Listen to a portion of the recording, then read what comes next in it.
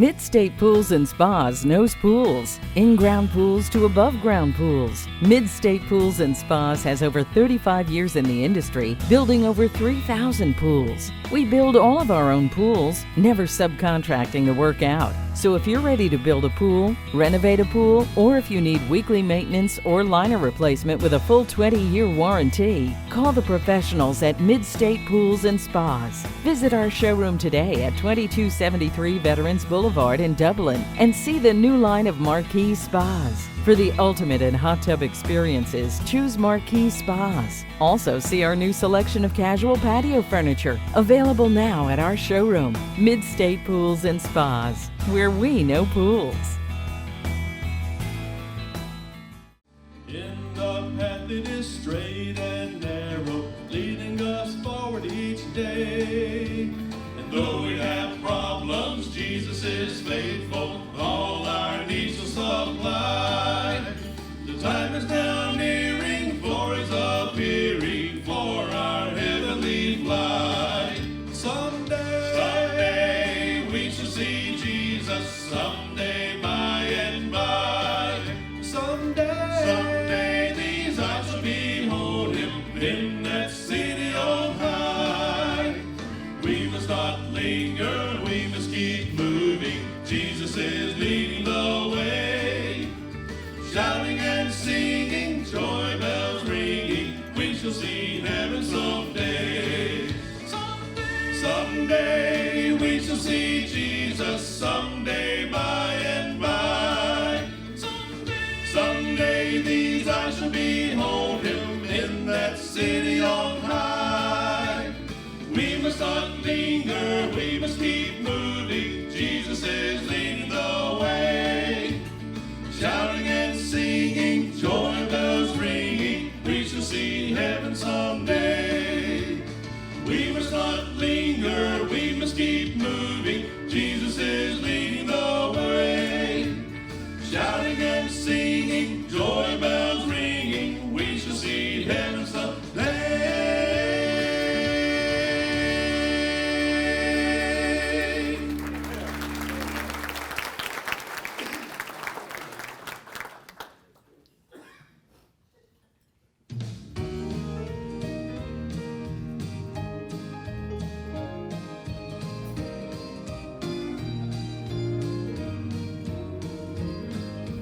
Through my disappointments, strife and discontentment, I cast my every care upon the Lord. No matter what obsession, pain or deep depression, I'm standing on the solid rock. I'm standing on the rock of ages, safe from every storm, from all the storms that rages, but not from Satan's wages. I'm standing on the solid rock.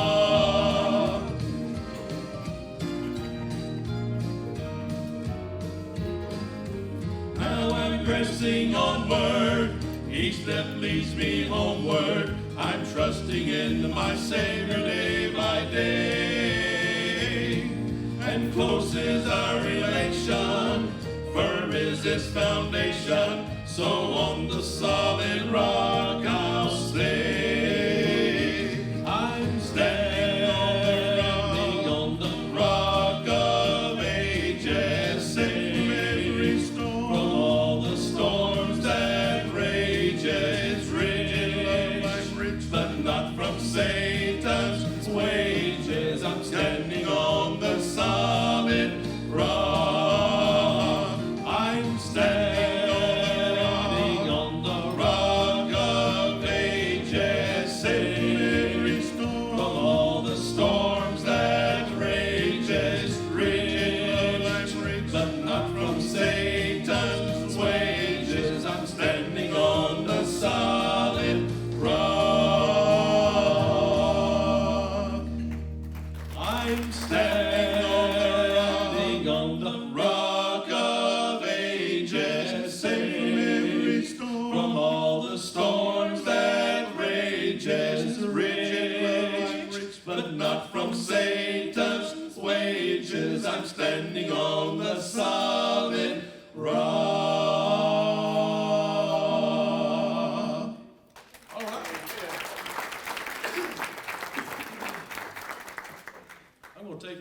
just a second, then I want to reintroduce these guys to you. Our this is our one-man band, Brother Henry. You ever seen that? A one-man band right here. He's our tech guy, and he is our computer wizard. Our singing tenor for us, this is Brother Keith Lawrence. Make him feel welcome tonight. Now, all these Lawrence County in this room, I know y'all heard of the Shannon family. They've been around since the beginning of time. Heard of the Shannon family? This is one of the Shannons, but he's a shepherd. Been doing this since he was about 5 years old. He's, my goodness, Russell, you remember when the first car come through here? Horse and buggy. The horse and buggy, yeah, that's what I thought. Brother Russell Shepherd, make him feel welcome, singing the baritone. I'm Paul Knight, singing the lead, and we're so thankful to be here. Miss Shirley, thank you for asking us. It's an honor. We are Theocentric Quartet. Right now it's the Theocentric Trio. And Miss Marge told you about our bass singer who tragically passed away back in December 29th. He had just turned 50 on December the 9th. So it just shows us how short time is. You never know. You just never know when your last minute is. If I asked everybody in this room, if you know anybody going through a tragedy, someone that's lost their life early, going through a trial or a struggle, everybody in this room would raise their hand, because God never promised that this life would be easy. But thank goodness he sent his son Jesus to die on the cross for us so we may have eternal life. Yeah, give Jesus a hand tonight. Jesus bridges that gap. We may go to God. So I'm just so thankful that he saved me back in 94. And these guys can tell you the same stories, but we're just so thankful. And we want to be used as a vessel. We don't want to, this ain't about us, this isn't about money, this isn't about anything. This is about Jesus. And we want to be used as a vessel for his glory, because these songs, great songs, and these songs are just a message set to music is what they are. So it's basically a sermon set to music. So listen to the words of this next song. Say amen.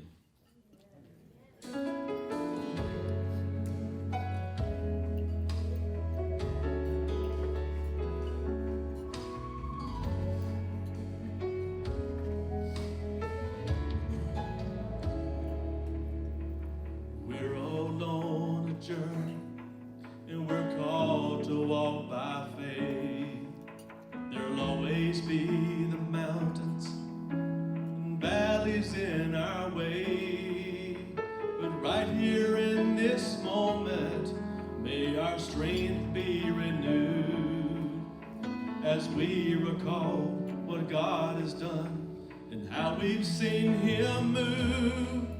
If there's anybody here who's found him faithful, anybody here who knows he's able, say amen. If there's anybody here who's seen his power, anybody here brought through the fire,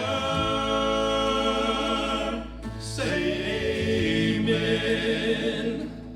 Anybody here found joy in the midst of sorrow, peace in the storm, hope for tomorrow, and you see it time and time again, just say amen.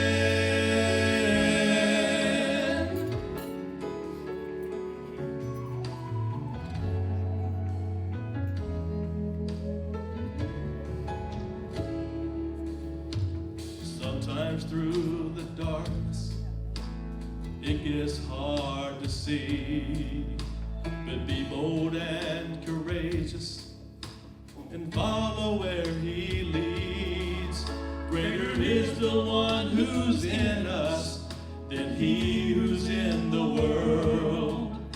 So child of God, remember, the battle is the Lord's. If there's anybody here who's found him faithful, anybody here who knows he's able, say amen. If there's anybody here who's seen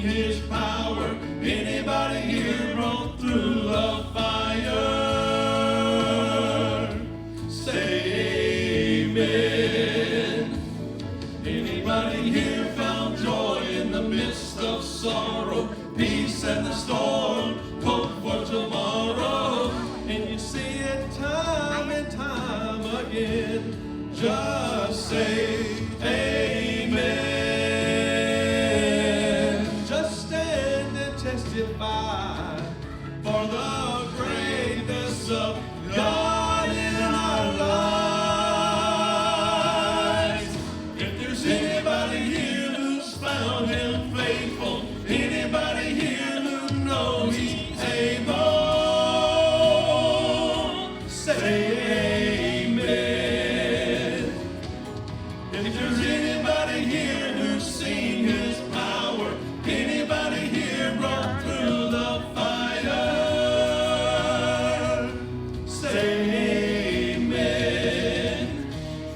Anybody here found joy in the midst of sorrow, peace in the storm, hope for tomorrow, and you see it time and time again, just say amen. Just say amen. Just say amen. Ooh, just say amen. Just say amen. Amen.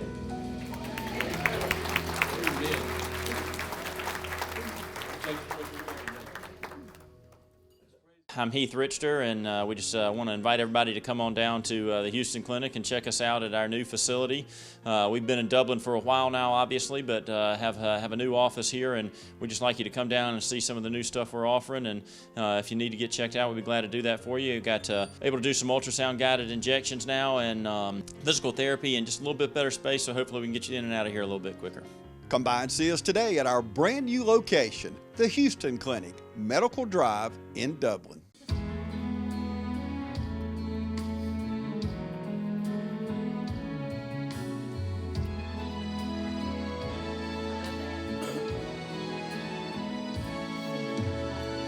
I hear the sound of a mighty rushing wind,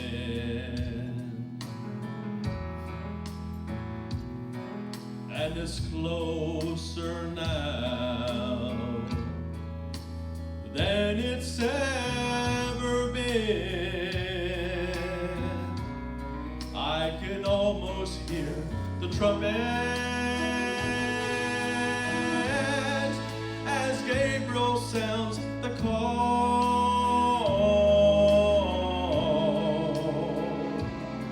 at the midnight cry,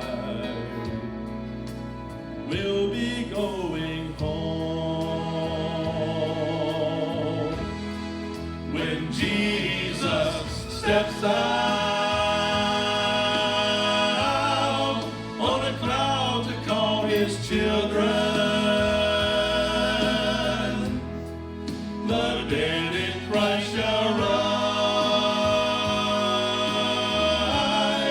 to meet him in the air,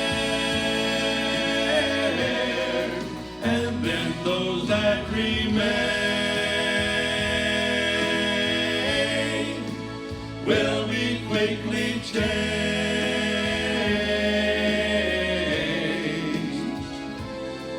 at the midnight cry, when Jesus comes again.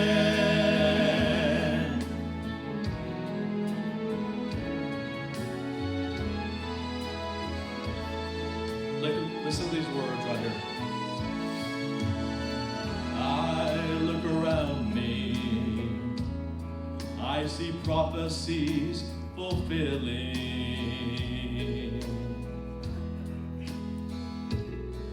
and signs of the times, they're appearing everywhere. I can almost hear the Father as he says, "Son, go get my children."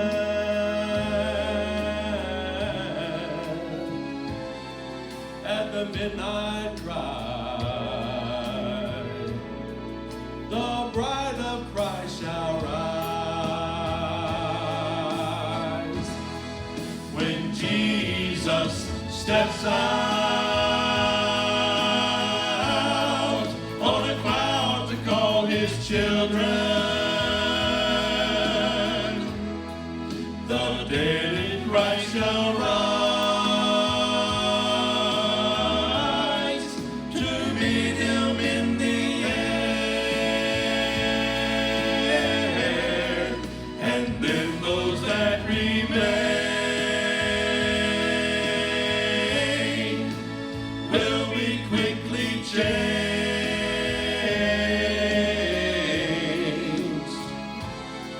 At the midnight cry, when Jesus comes again, and then those that remain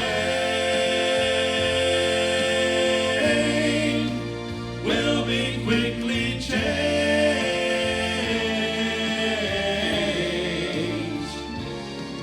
At the midnight cry,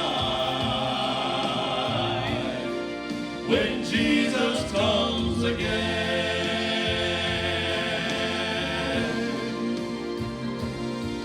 At the midnight cry, when Jesus comes again. When Jesus comes again.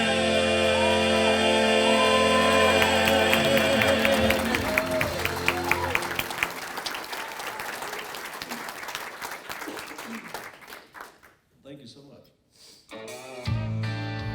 I cast my bread upon the water. Y'all clap your hands.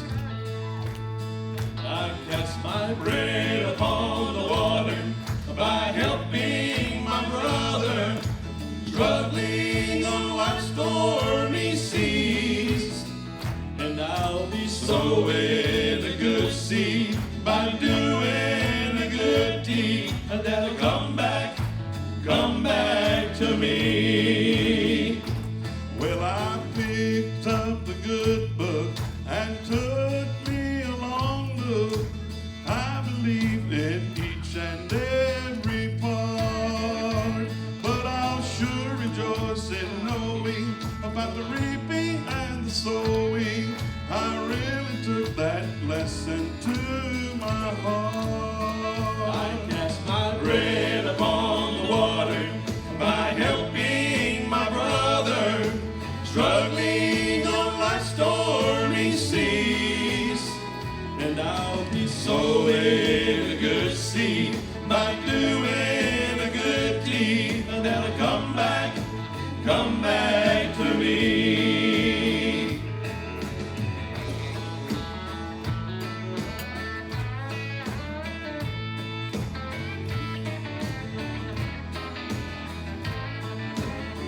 Well, I can't buy my way to heaven, but there's a heaven awaiting, purchased by my good and loving Lord.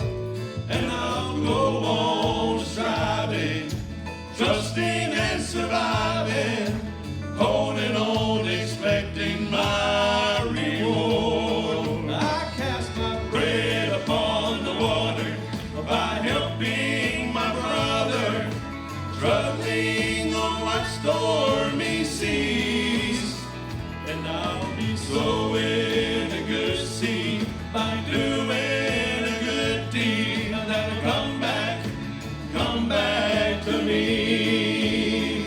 I cast my bread upon the water by helping my brother struggling on life's stormy seas, and I'll be sowing a good seed by doing a good deed, and that'll come back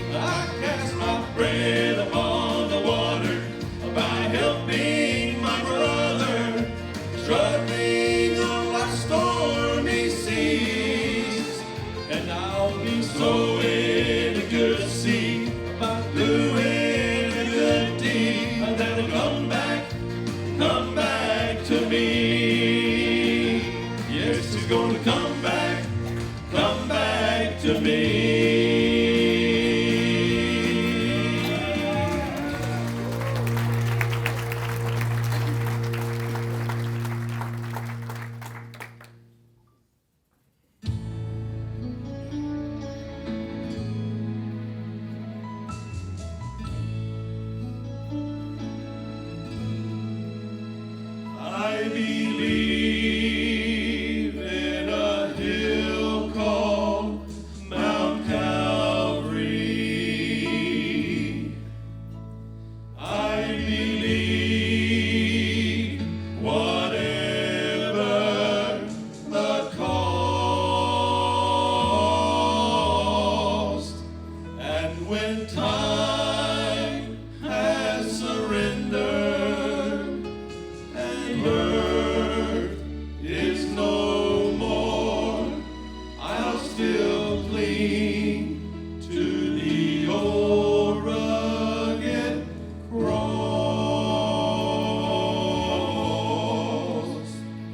I believe that this life with its great mysteries surely someday will come to an end.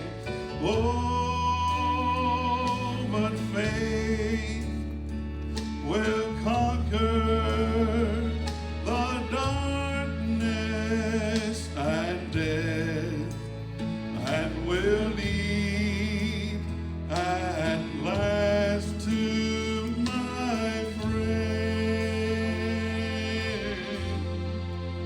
I believe that the Christ who was slain on the cross has the power to change lives today. Oh, he changed me completely. A new life is mine, and that is why by the cross I will stay. And I believe in a hill called Mount Calvary. And I believe whatever the cost, and when time has surrendered and earth is no more, I'll still cling to the old rugged cross.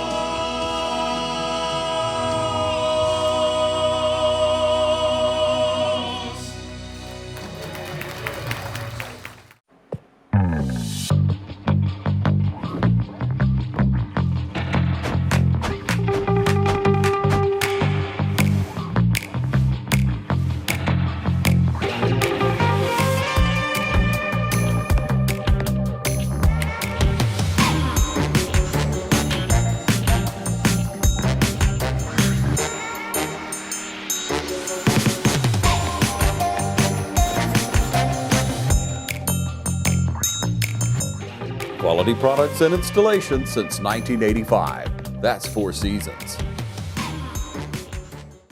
As we were seeking a speaker for tonight, I looked through a file that I had 14 years ago. I saw an article written by Ed Grismore of the Macon Telegraph on Marty McLeod.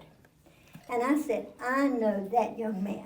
And I know his brother Doug, and I know his precious sister Stacy, who was with me in lots of groups at First Baptist Church.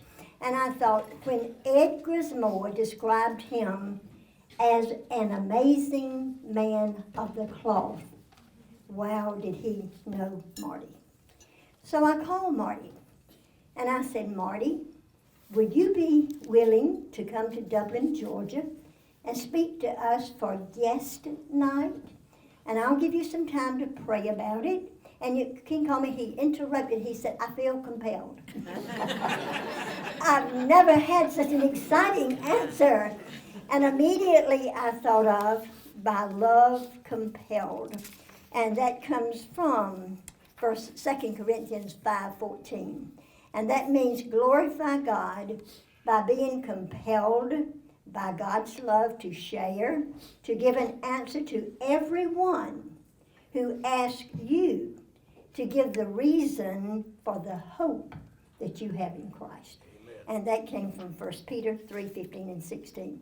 So when I asked Marty about coming, he said, what do you want me to speak on? And I said, well, I'd like for you to just talk about your life. And he said to his wife, Kathy, I don't do that. I don't like to talk about me. And he said to me, he called me back, he said, are you sure that's what you want me to talk about? And I said, no. Like Paul and Russell and Keith said, it isn't about us. It's about God. We are simply a vessel. And that's what I reminded Marty, that it's not about us, that it's simply about a vessel. And theocentric, wow, y'all were so amazing. And the name of their group is God-centered, is what it means. And this is exactly what I said to Marty. I said, Marty, I only want you to tell what God has done through you. And he said, I'll come if you'll clean up my mess with some closing remarks at the end. I won't have to do that, Marty. But welcome with me, Marty McLeod. To get my guide dog Enrico settled, he may get up and turn and move around and find a place to lean and a place to prop. So if you wonder, if you see him get up, don't worry, he's not going to run off. He's just going to try to find a more comfortable place to be. Theocentric, that's just terrific. I wish my brother Doug were here because he would have loved your music. He loves the song Midnight Cry, but Doug had to work tonight selling cars, so buy a car from Doug. Not now, you don't have to go right now. I just mean, but you, when you can. I thought about asking him, would you sell a blind person a car? But I haven't asked him that. He wouldn't do that, I don't think. He would not. He would probably try to stop somebody else from doing that if that happened. This is a terrific occasion and a wonderful evening, and I'm so glad and pleased to be a part of it. Kathy and I came up from Pelham. Actually, it was sort of up and over from Pelham today. Pelham is in southwest Georgia. And going from Mitchell County, from Pelham to here, it felt like a good game of chutes and ladders. We'd go up, and then we'd turn, and we'd go down this way, and then we'd go, and then our GPS said, turn right, turn left, and I almost said, Mother May I at one point. I mean, honestly, we were turning, and then, but I didn't. It is good to be here. This is not, you'll be glad to know, this is not my prepared remarks. You will be glad to know this. This is, in fact, just one copy, one volume in my Braille Bible. It's the John volume. It's the John volume, and it's the one that I brought here. It's the color of it's orange. Kathy and I can't quite figure out why they chose to have it be orange or not. Is it? I'll ask the group. Is it a Florida orange or a Tennessee orange or a Denver Broncos orange? What orange? What do y'all think? You think what sort of orange is this? Tennessee orange, I hear. Huh? It's like Auburn. Somebody said. Okay, I hadn't gotten that. Y'all could say anything you want. I believe whatever you said because I have no idea what it is. But I do want to read a little bit for you and with you, and it's from the Gospel of John, and it is, it comes from chapter 16, and it's in the middle of a longer passage, a longer section, but I want to read chapter 16, verse 12, actually verses 12 and 13. I still have many things to say to you, but you cannot bear them now. When the Spirit of truth comes, he will guide you into all the truth, for he will not speak on his own, but will speak whatever he hears, and he will declare to you the things that are to come. Now, if you went home tonight, or if you decided sometime this weekend that you're going to sit down and read the Gospel of John from there to there, it would take you about an hour and a half to 2 hours, depending on whether you read it aloud or not. But it would take you, if you read it quietly, read it silently inside your own head, it'd take you about 2 hours. And what you would notice is you'd go from, in the beginning was the Word, and that Word was with God, and the Word was God. You'd go from there, and you'd get on over to the wedding of Cana, and then you'd go on over to Nicodemus in chapter 3, and then in chapter 4, you'd get over into the woman at the well, and then chapter 5 would come about the man at the pool, and you'd go on to man born blind in 9, which is interesting. I don't think they meant to rhyme it like that, man born blind in 9. I think that's just a coincidence. I don't think it's a mnemonic device if you need it. And then you get on over into 10, and then 11 you have Lazarus, and you get over to 12 and the washing of the feet, then you get into 13. Then you get to 14, and the Gospel of John starts to slow down to a crawl at that point.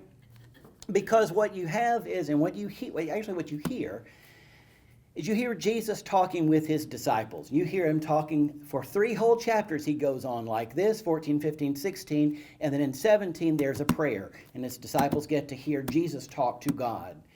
And what I just read to you was near the close of Jesus' remarks to his disciples, that he's told them he's going to go away, and he said, but I have many things to say to you, but you cannot bear them now.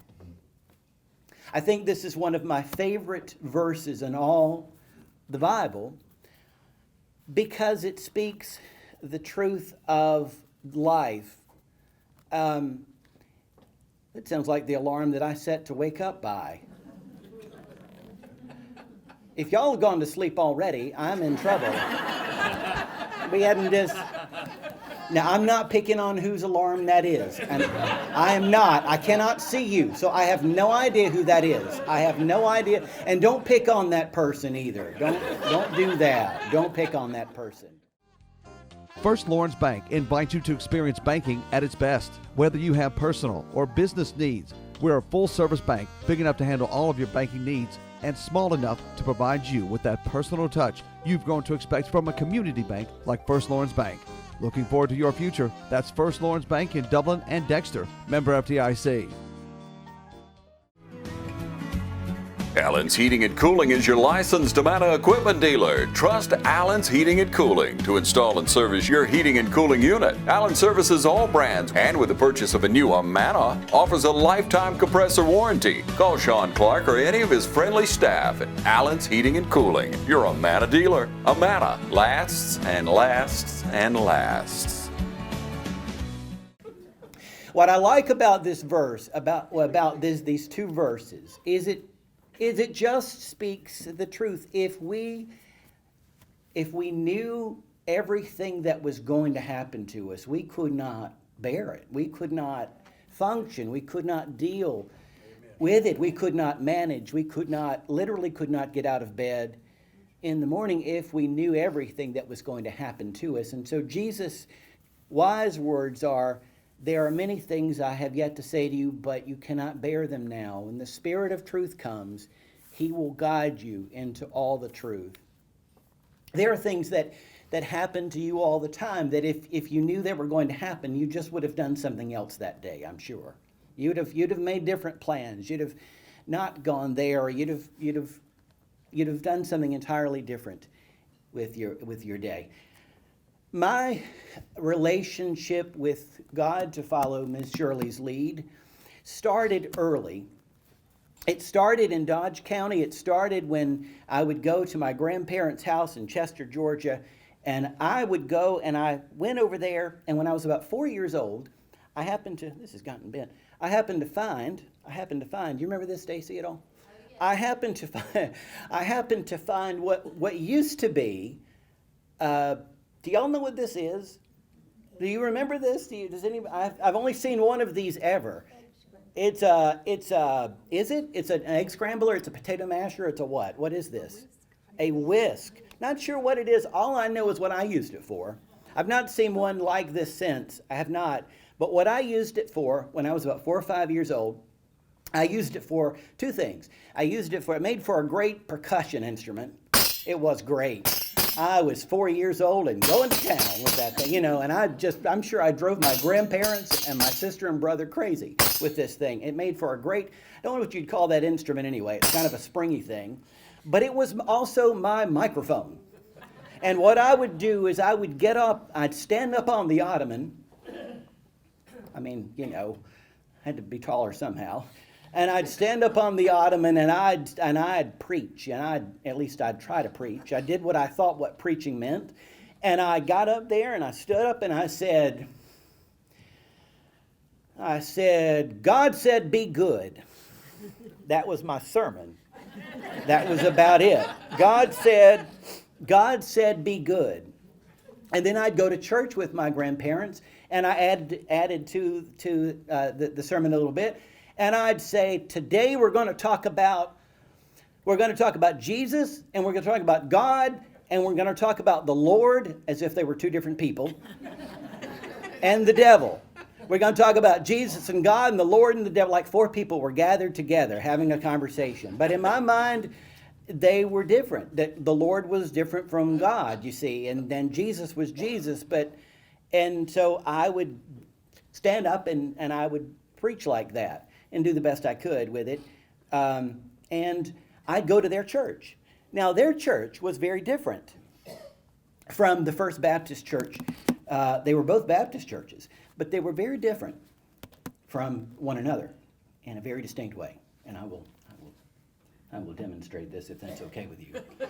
I would go to my grandparents' Chester Baptist Church, and God bless him, Preacher Bowen would get going, and he would sort of unwind, and he'd unlimber, he'd talk, and he'd get to talking loud like this, and he'd be going about God, and he'd do the.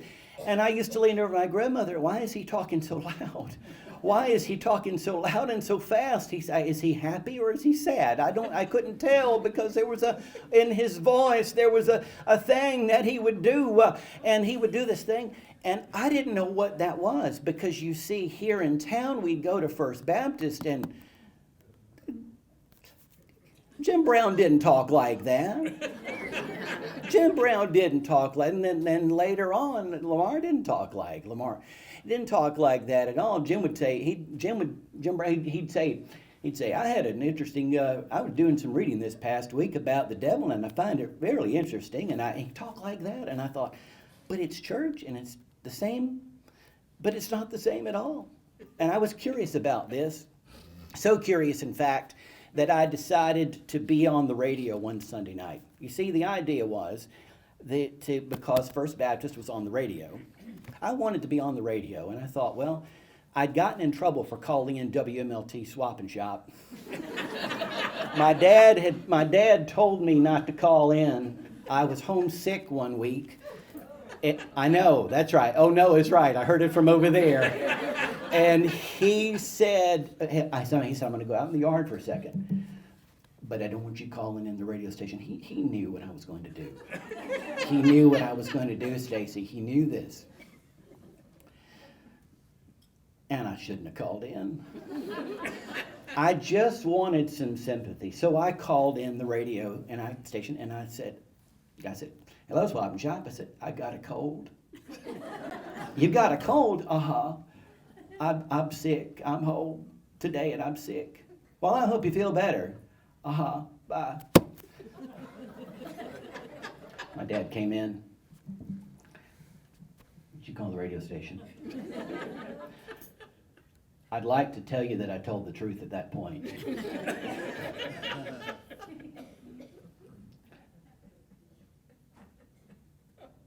No, sir.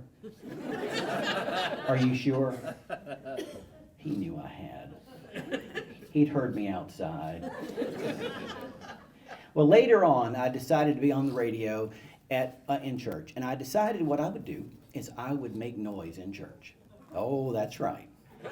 I got an amen corner over there. So my stratagem was either, I thought, well, I'll bang my elbows on the back of the pew. That's a good start. That's a good warm up. So I gotta get Marty, sit still. Sit still. I said, sit still. If you don't sit still, okay. So I tried that. Well, of course, I couldn't be on the radio and listen to the radio at the same time. So I didn't know if anybody heard that or not. I gotta do something else. You know, a hymnal makes a lot of noise when you drop it. So I did. If you don't stop that, when we get home, you're gonna get a spanking. I guess they told me that my amen was really loud when I said it. And we were on the way to the car, and my dad had said, "You're going to get a spanking." And then he volunteered my mom to do the spanking. And she said, "No, you're not. You told him you were going to do it. You have to do it."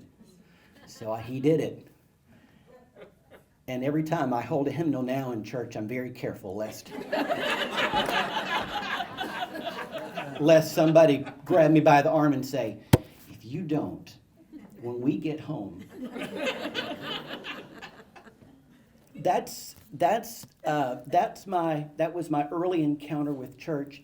What I didn't know and what I came to understand later is that after being baptized in the Baptist church and then joining the United Methodist Church, and realizing that following Jesus and going through discipleship and going into ministry, it meant being surprised by where I ended up. And it meant being surprised that I was asked to do certain things, that I would be in places or that I would be in occasions where I was asked to do a good thing or the right thing, and I was not prepared for it at the time, or at least I did not think I was. In the summer of 1993, I worked at the Camp for the Blind in North Carolina, and we had all ages of campers there, mostly adults, many of them senior citizens. And one day after lunch, the camp director, Bruce, said, "Marty, I need you to go, and since Mr. Dwight is one of your campers, I need for you to go before they go on to their 2 o'clock activity. Mr. Dwight needs a bath, and I need for you to give Dwight a bath for me, because he needs a bath." Now, I was 23 years old at the time. The only person I had bathed was me. The only other person I wanted to bathe was me. And when I took the job, I did not know this was going to be involved. I did not know that I was going to have to bathe an elderly man at all. And at first I thought, well, maybe he just means that I'm supposed to stand there and kind of listen to be sure he's okay and that he doesn't fall. No, I need you to go and bathe Mr. Dwight. So I did. And I talked to God a great deal in the experience, because this was not... And then it occurred to me, how do you think Dwight feels? How does he feel? This man is in his mid-80s. How does he feel? How does he feel about having somebody bathe him? How do you think he feels having to ask for this to be done? Well, later in the week, it was time for the campers to go to the mall, and I wasn't going. I was going to do something. I'd been assigned someplace else that Friday afternoon. And I said, Mr. Dwight, I can't go to the mall with you. I've been assigned someplace else. And he said, well, honey, I can't go to the mall unless you're going with me. I can't go without you. Well, I have never been, at least up to that point, not been so surprised that he wanted me to go with him, and I wish I had gone. I wish I had gone to Bruce and the camp director and said, can we switch? Can I switch with somebody? Because I need to spend some time with Mr. Dwight.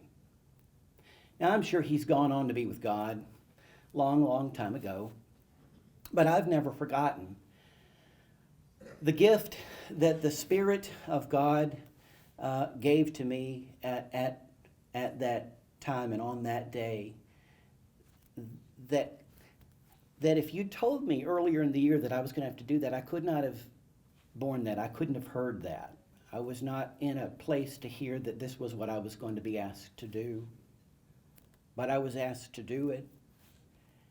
And I now think back on that and think of that as really one of the most tender moments of my life. Now, I wasn't in ministry yet, but I was.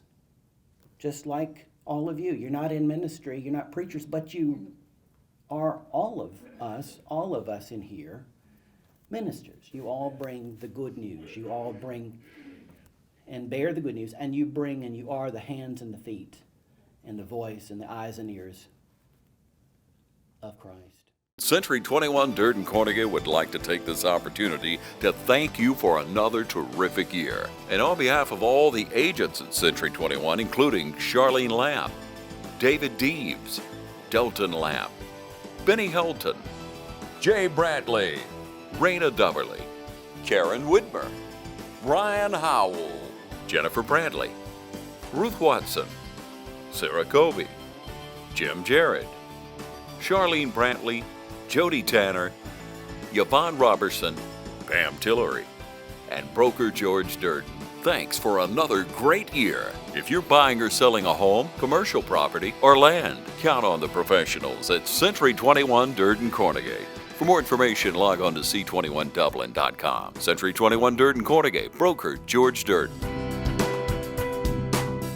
Dublin Chevy Buick GMC might just be the best kept secret in Middle Georgia. We not only want to sell you a car, we want to service your car with our state-of-the-art service department and with James Akery that's been with us for over 29 years. Drive a 20 Chevrolet Malibu. Henrietta Williams has been with us for 25 years. Come see me for your best deal. Drive a Silverado 3500 HD. We live here and we work here, and we love to give back to Heart of Georgia United Way. Dublin Chevrolet Buick GMC, the only dealer you'll ever need. When our daughter Jessica was born, I didn't want them to take her away. I told her later on, I said, when you were born, I said, I cried 7 times. What a crybaby, Daddy. I said, I just didn't want them to take you away. I was afraid that, she said, and then later on you wanted them to take me away, didn't you? I said, no, Jessica, no. I said, no. But I was afraid then when we brought her home that I would do something wrong. And of course, yes, I did many things wrong as a parent.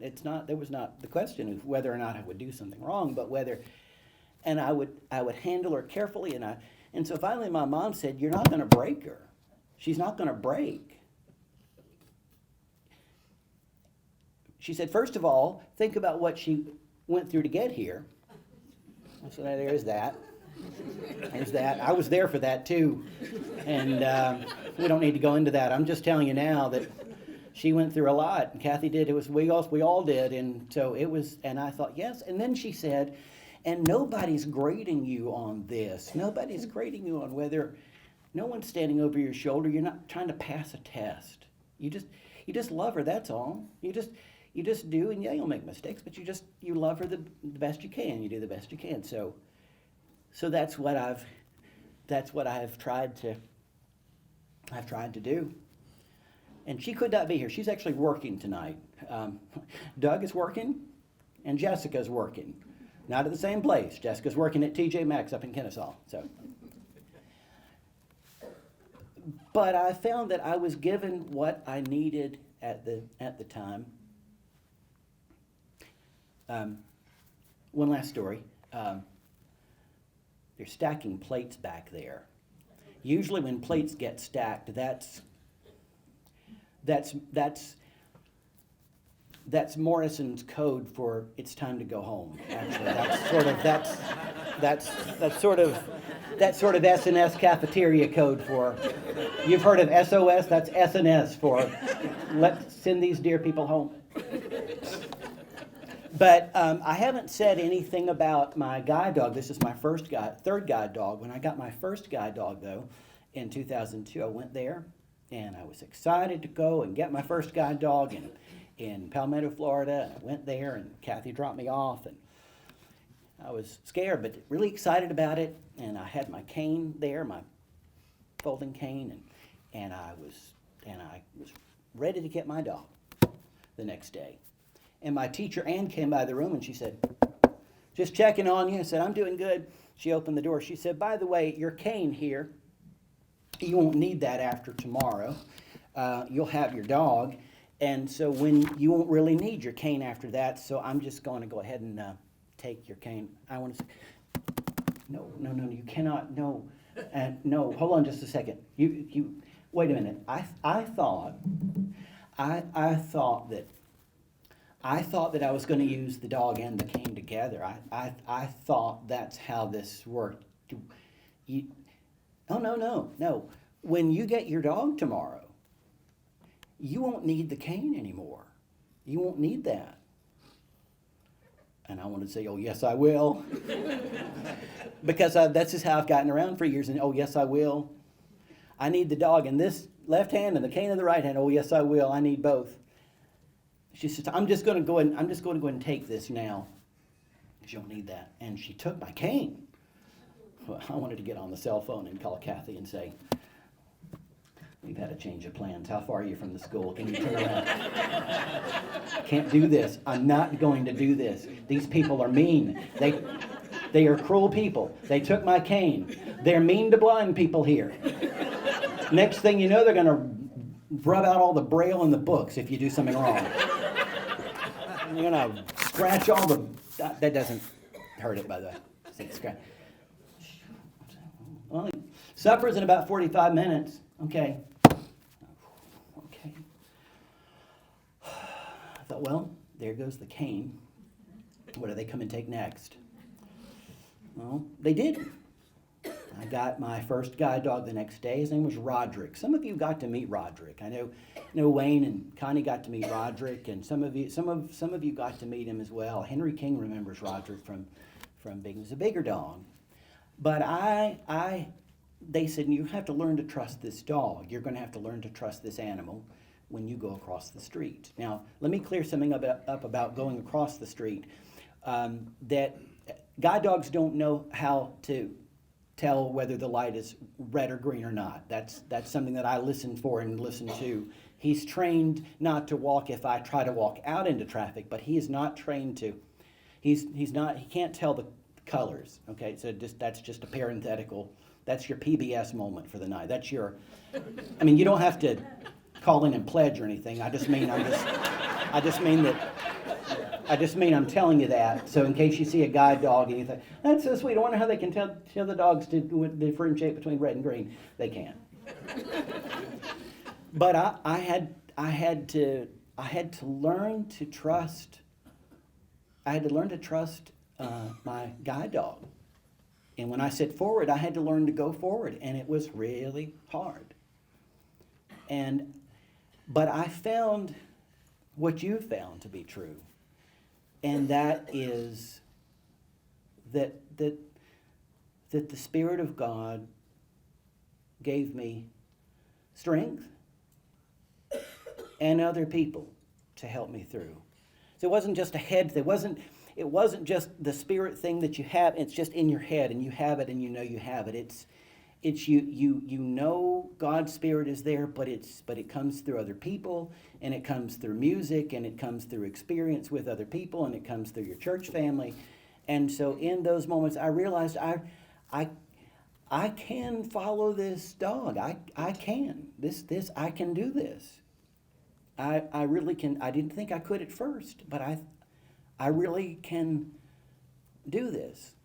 And I say that to a room of folks who, all of you are in different places in your life. Some of you are in the middle of work. Some of you are in the middle of just retired. Some of you have been retired.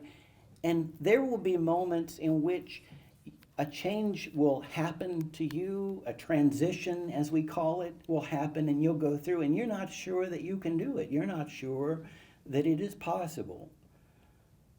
Because it'll feel much harder than everything else that you, if you go through a time in which you are unable to drive and they don't renew your license, or if your children take your car keys away because they don't think that you can drive safely anymore. And I've heard from people over the years that's the most difficult thing to do, because you cannot get up and go when you want to go. You can't come home when you want to come home, and there are errands that you have to do. And the Spirit of God gives you patience. But what it means is, and what it takes is being available to it, being open to it, and that comes through daily prayer. Having a time of day when you know that you'll sit and you'll be with God. And don't pick a time that you know you're not going to do it. Just because somebody else gets up at 5 o'clock in the morning doesn't mean that you have to do that. Pick a time that you'll keep. And say that's your time with God. And put it in your phone. Put it on your whatever you keep up with dates with, and that's your time with God. And spending 20 minutes there, and time it, put that and sit there and be with God. And before long, what will happen is you won't want to miss it. It'll be like something that you know is coming up, and you look forward to it. But that's what strengthens the relationship as much as anything, the practice of prayer. Because no matter where you are in your life, whether you're standing up on the ottoman trying to say something about the Lord, Jesus, God, and the devil, or you're getting a dog for the first time whom you don't think you can follow, or you're asked to bathe somebody who you didn't even know till Sunday, or you're asked to do a myriad of things that you weren't sure you could ever do. First of all, we were never intended to do them by ourselves. In the second place, we can't do it by ourselves. And in the third place, it's God who gives us the strength, and it's God who gives us a community of faith to help us through, to help us do those things that we are going to be asked to do, that we're going to be asked, that we wouldn't have been able to bear. As Jesus says, I have many things to tell you, but you can't bear them now. But when the Spirit of truth comes, He will guide you and give you what you need. Give you what it is that you need. And that is good news no matter where you are in your life. And you don't have to be blind, or you could just do just whomever you happen to be. Because you will find yourself in a place that I'll bet in the next week and a half, and you'll think to yourself, if I'd known this was going to, I would have made other plans. I really wouldn't have done this. Someone's going to ask you to do something that you didn't think you could do. God is going to ask you, but God doesn't ask you to do it by yourself, and God doesn't ask you to do it alone, because we were never meant to do it by ourselves. And so I do believe that if you were up here talking, I would like for you to sit down now.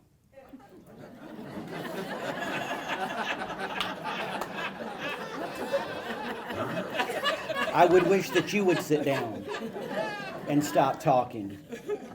And so that is what I intend to do right now. I will sit down and stop talking, which is an astounding thing for me to stop talking, and I can. I will do that. I want to say, before Miss Shirley comes back up and cleans up whatever mess that I've made up here, to thank all of you for being here, and to thank you again for for welcoming all of us and all of everybody here, and welcoming me and Kathy and Rico. And this has been like Old Home Week in many respects. This has been like, it was like this is your life before we even got in the door. And so what a good life it is. And it is good because all of you are a part of it. So thank you so much. And I wish for you a wonderful evening.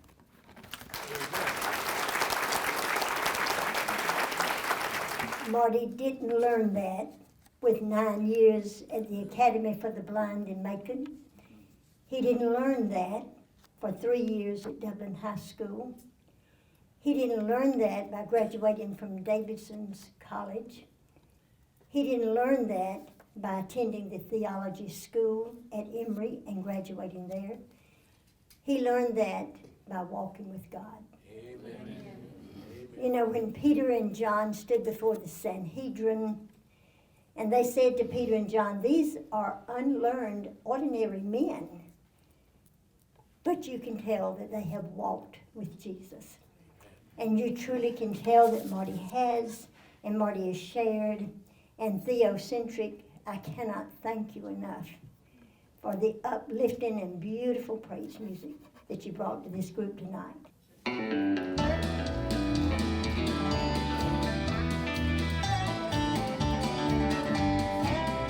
I heard an old story, how a Savior came from glory, how he gave his life on Calvary to save a wretch like me. I heard about his groaning, of his precious blood's atoning. Then I repented of my sins and won the victory. Oh, victory in Jesus, my Savior forever. He sought me and he bought me with his redeeming blood. He loved me ere I knew him, and all my love is due him. He plunged me to victory beneath the cleansing flood. I heard about a mansion he has built for me in glory, and I heard about the streets of gold beyond the crystal sea, about the angels singing and the old redemption story. And some sweet day I'll sing up there the song of victory. Oh, victory in Jesus, my Savior forever. He sought me and he bought me with his redeeming blood. He loved me ere I knew him, and all my love is due him. He plunged me to victory beneath the cleansing flood. Oh, victory in Jesus, my Savior forever. He sought me and he bought me